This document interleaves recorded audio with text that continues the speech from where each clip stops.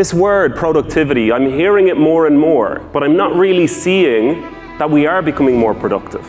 We're spending all of this time at work, but the average person gets about 90 minutes of focused time. And the truth is that I actually think it's a lot less than this. Because in our modern age today, we're kind of confusing productivity with reactivity.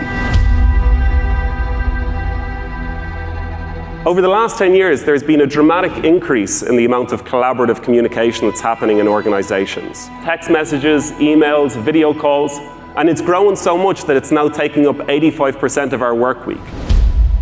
But that's not the idea that we had when we brought these tools on board. The intention was that they were going to help us move much more efficiently and effectively for better communication. Research that was done by Stanford showed that when this becomes a default pattern, the brain itself starts to anticipate that any time I try and focus on something, I will bring myself to a distraction.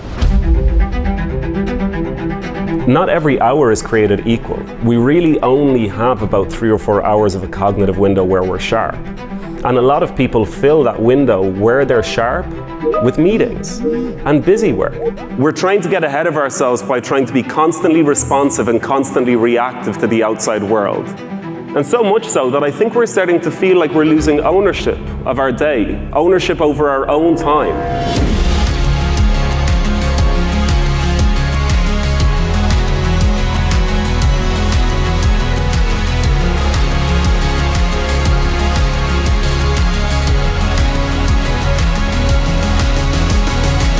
My name is Patrick McAndrew, and today I'm going to be talking about the productivity paradox and how we can rethink human performance in the digital age.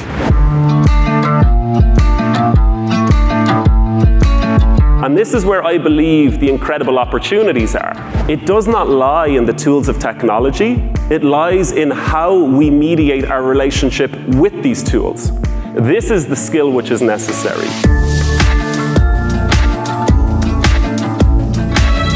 This form of communication, these digital ways of communicating, this is new. There are no existing norms. There are no existing habits which we've inherited. We have to create the norms.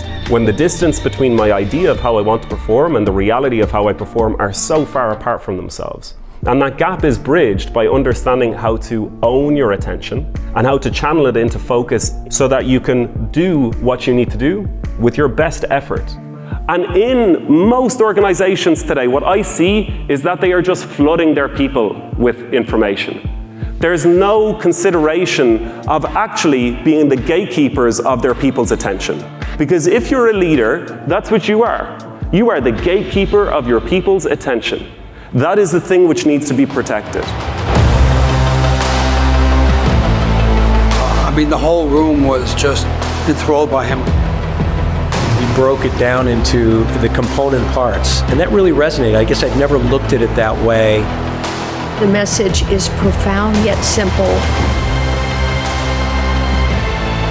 But the root of the productivity comes from you, because the word productive comes from the word productus, which means to bring forth. You have so much more control and so much more agency over your life, and it really begins with reclaiming your attention. Thank you very much.